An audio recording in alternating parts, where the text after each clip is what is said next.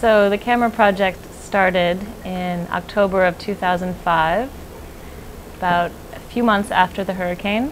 And Kat and I were doing our social work study internship at one of the grassroots organizations down here. And we met a family in the 9th Ward, one of the first families back, with 4 children who we started to work with and meet with on a weekly basis, giving them cameras, doing writing assignments, walking around their neighborhoods, taking them on field trips, and having them process the trauma that they've experienced through the camera project, talking about their feelings and emotions that were sparked through their pictures. We continue to work with that family along with 4 other groups all over town. The project has really begun to evolve from bringing in disposable cameras into the kids' neighborhoods to being able to teach more in-depth techniques of photography. And a lot of that is possible because of Tara and Aria. They came down from Rochester, and since they've been here, the project has taken on a completely new form, with the kids shooting with SLR cameras and learning metering skills and learning about composition, and I feel like it's a really good complement. Joanna and I tend to come from like a very therapeutic perspective, and then Tara and Aria are able to introduce, to make them into professional photographers.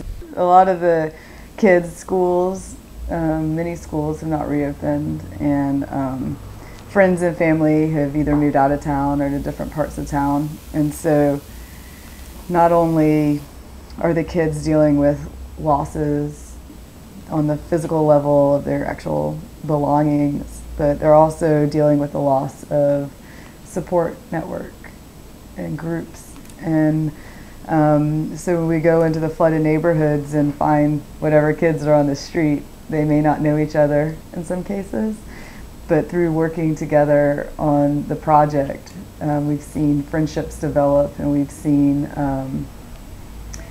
kids make new support systems that weren't in place before.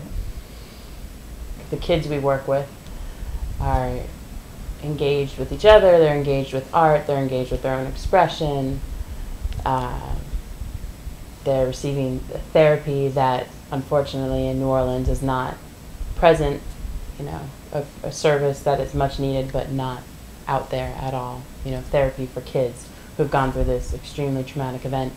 They don't know how to affect the aftermath. They're pretty much helpless in every way, except that they have a gift that the adults who make decisions don't have anymore. And that's a pure vision, and that's the ability to just see things as they are. They don't understand the bureaucracy. They don't understand how it all works, you know, how the trash gets picked up, or how the whatever law is going to make it okay for their house to be rebuilt or not okay for their house to be rebuilt, where the flood maps are going to go. All they see is what's in front of them, what's in their environment, how their lives have changed.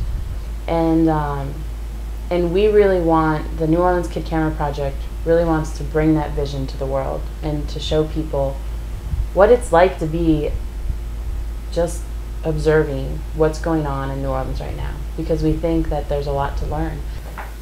Well, we're always amazed at how the children have a hope and kind of natural resiliency despite their situations, which are pretty devastating in a lot of cases, but they demonstrate this hope that all of us are incredibly inspired by, and we're just amazed at how, living in the situations and circumstances that they do, especially post-Katrina, that they are able to maintain this sense of hope when so many other people's reactions are much less than that. You know, people become hardened and bitter and angry, and these kids don't really seem to have any of that kind of negativity in them, and it's their positivity that keeps us coming back and keeps inspiring them, I think, and hopefully inspire other people.